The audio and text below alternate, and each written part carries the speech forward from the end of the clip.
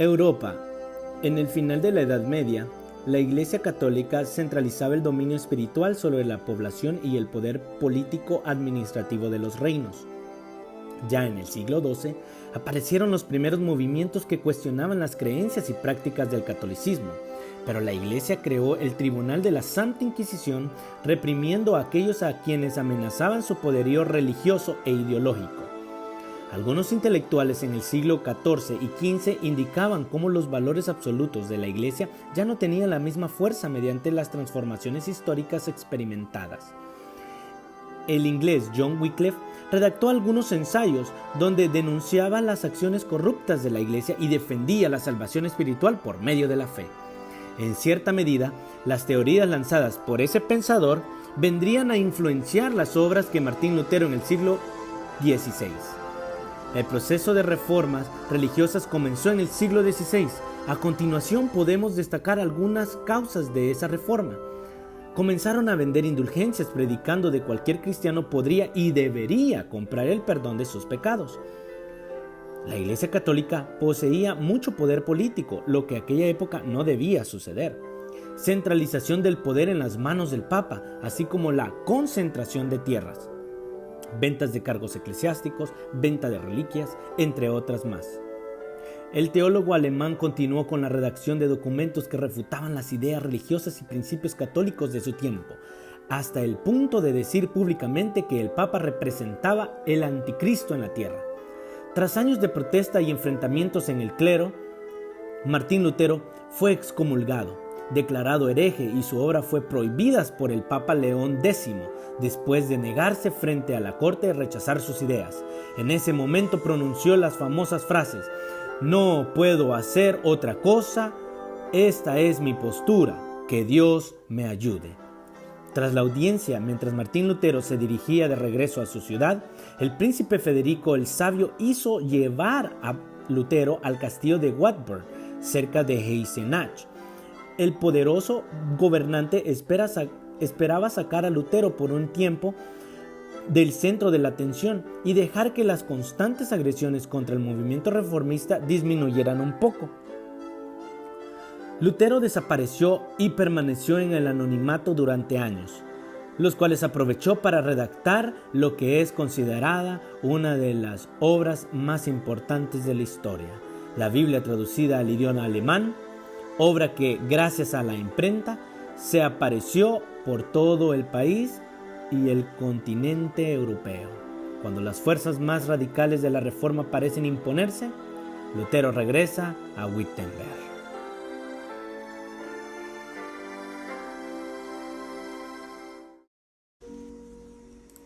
La Iglesia Católica, al ver que la Reforma protestante cada vez crecía más, se unió para responder a esta, lo que se le conoció como Contrarreforma Católica.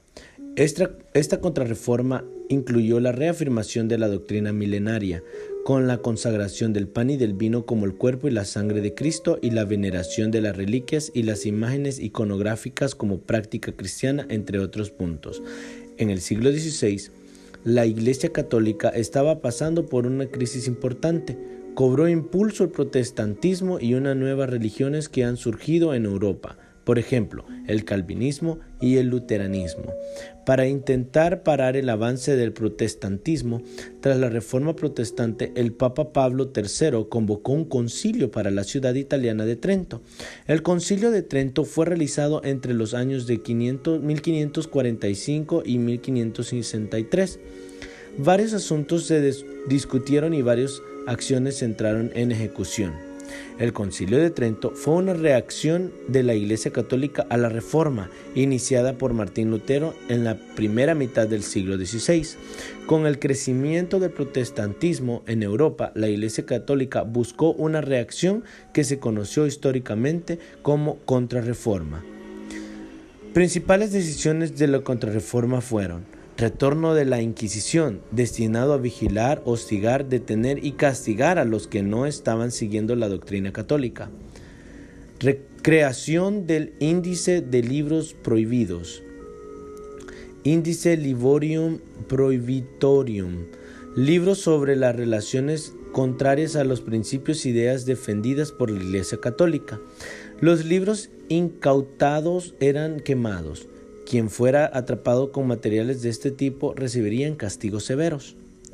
Creación de empresas de Jesús. Los miembros de esta compañía fueron los jesuitas. Tenían como objetivo principal para obtener a los nativos en nuevos católicos por el adoctrinamiento, la enseñanza del idioma portugués y la doctrina católica hábitos europeos.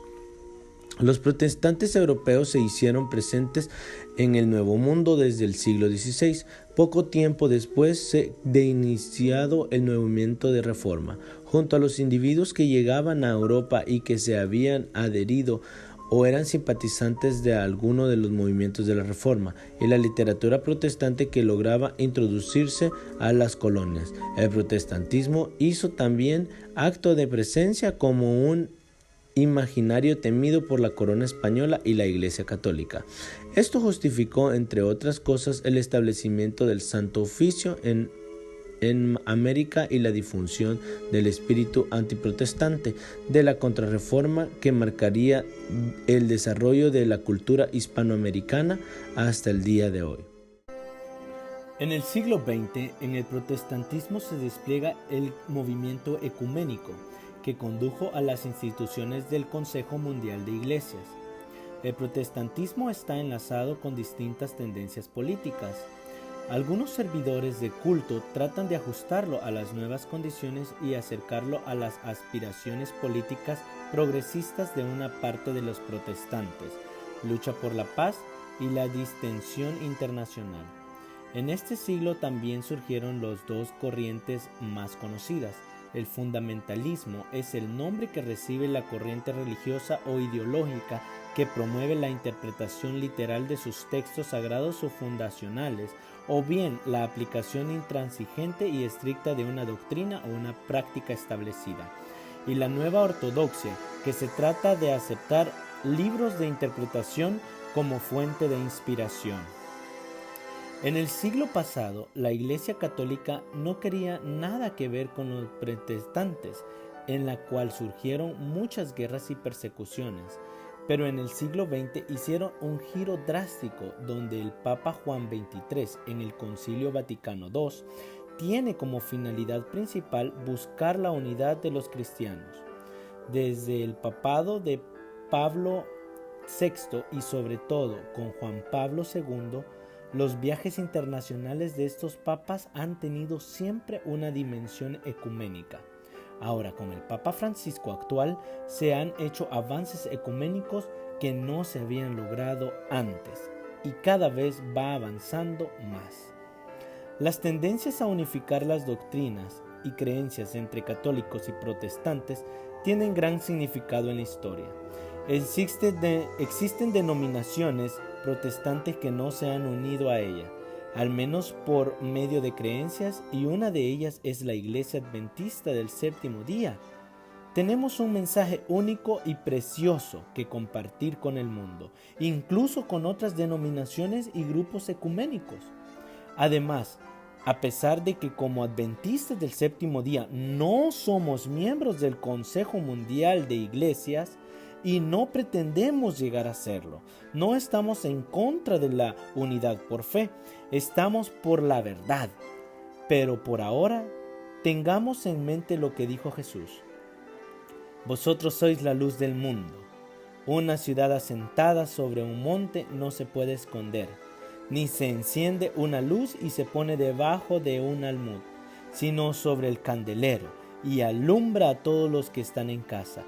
Así alumbre vuestra luz delante de los hombres, para que vean vuestras buenas obras y glorifiquen a vuestro Padre que está en los cielos. Mateo 5, 14 y el 16. La historia nos cuenta cada vez más la venida de Cristo Jesús. Cómo Él ha profetizado desde el principio lo que es su venida. Pero la pregunta está, ¿qué hemos hecho nosotros como cristianos? ¿Seguimos todavía el margen de la iglesia? ¿Seguimos todavía lo que es el estudio de su palabra? ¿Cómo podremos nosotros decir, heme aquí, si todavía estamos durmiendo.